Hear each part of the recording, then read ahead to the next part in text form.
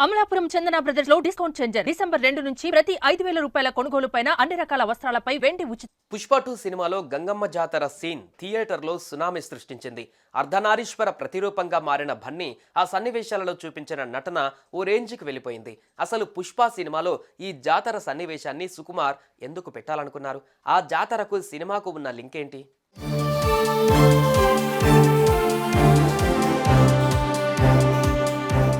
తిరుపతి తాతయ్య గుంటలో జరిగే గంగమ్మ జాతర ఉత్సవాన్ని వైభవంగా జరిపించడంలో ఆ తల్లి భక్తులు చూపించే ఉత్సాహం అంతా ఇంత కాదు. ఈ ఉత్సవానికి అటు తిరుమల తిరుపతి దేవస్థానం కూడా తన పూర్తి సహాయ సహకారాలను అందిస్తుంది. దీంతో ఏటికేడాది తాతయ్య గుంట గంగమ్మ జాతర మరింత వైభవంగా జరుగుతోంది. ఇక్కడికొచ్చే భక్తులు రకరకాల వేషాలు వేసుకుని ఆలయానికి వస్తారు.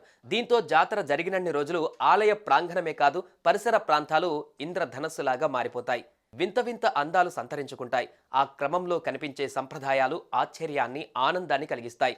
ఇన్ని ఎమోషన్స్తో కలగలిసిన ఈ గంగమ్మ జాతరను చూసి ఇంప్రెస్ అయిపోయిన పుష్ప సినిమా డైరెక్టర్ సుకుమార్ ఆ జాతర విశేషాన్ని అత్యంత ప్రతిభావంతంగా ఉపయోగించుకున్నారు. తన సినిమాకు అనుకూలంగా మార్చుకొని ప్రేక్షకుల్ని ఆనంద తాండవం చేయించారు. ఈ దృశ్యాల్లో ఐకాన్ స్టార్ బన్నీ చూపించిన నటన థియేటర్లను దద్దరిల్లేలా చేసింది.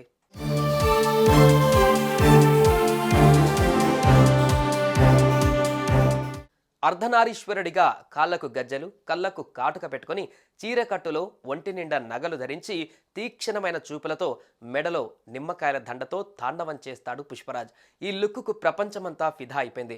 సౌత్ టు నార్త్ ఇండియా కూడా ఊగిపోయింది. గంగమ్మ జాతరకు తిరుపతి కొండంత చరిత్ర ఉంది. యువకులపై అకృత్యాలకు పాల్పడిన పాలెగాడిపై ఓ మగవ తెగువను చాటి చెప్పే చారిత్రక గాథ కూడా ప్రచారంలో ఉంది.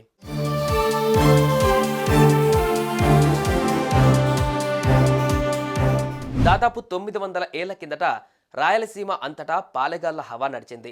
వాళ్లలో చిత్తూరు పాలెగాడు మహా దుర్మార్గుడట. కొత్తగా పెళ్లైన వధువులంతా మొదటి రాత్రి తనతో గడపాలని ఆంక్షలు విధించేవాడని చెబుతారు. వాడిని అంతం చేయడానికి సాక్షాత్తు అమ్మవారే గంగమ్మగా అవతరించిందని నమ్ముతారు. యుక్త వయస్సుకు వచ్చిన గంగమ్మపై కన్నేసిన పాలెగాడిపై ఆ తల్లి విశ్వరూపం ప్రదర్శిస్తోంది. ఆమెకు భయపడి పాలెగాడు పారిపోయి తిరుపతిలో ఓ చెట్టు త్వరలో దాక్కుంటాడు. ఆ దుష్టుణ్ణి వెతుకుతూ మొదటి రోజు భైరాగ్య వేషం, రెండవ రోజు బండ వేషం, మూడవ రోజు తోటి వేషాలు వేసిందంట గంగమ్మ. 3 వేషాలు వేసినా పాలెగాడు కనిపించకపోవడంతో 4వ రోజు దొరవేషం వేసింది గంగమ్మ. దొరవేషం వేయగానే తన ప్రభువైన దొర వచ్చాడనుకున్న పాలెగాడు బయటకు వచ్చాడట. వెంటనే అతన్ని చంపిన గంగమ్మ దుష్ట శిక్షణ చేసిందని భక్తులు చెబుతుంటారు. అలా తమ ఆడబిడ్డల మాన ప్రాణాలను కాపాడి తమకు రక్షణగా నిలిచిన అమ్మవారికి తిరుపతి వాసులు ఏటా జాతర చేస్తారు.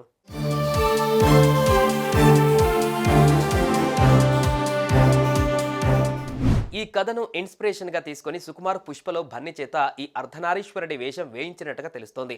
అమ్మాయిల మీద అరాచకాలు సాగించే వారికి నాడు గంగమ్మ ఏ విధంగా బుద్ధి చెప్పిందో పుష్ప 2 సినిమాలో కూడా అల్లు అర్జున్ అలాంటి అవతారంలోనే బుద్ధి చెప్పడం అన్న కాన్సెప్ట్ను చంద్రబోస్ సాహిత్యంలో దేవిశ్రీ ప్రసాద్ స్వరకల్పనలో సుకుమార్ ఆవిష్కరించిన తీరు పుష్ప చిత్రం క్రేజ్ను ఓ రేంజ్లో పెంచేసింది. పనిలో పనిగా తిరుపతి తాతయ్య గుంట గంగమ్మ జాతరను వరల్డ్ వైడ్గా ప్రచారాన్ని కలిగించింది. సుమన్ టీవీలో మీ పర్సనల్ అండ్ బిజినెస్ ప్రమోషన్స్ కోసం కింది నెంబర్కి కాంటాక్ట్ చేయండి.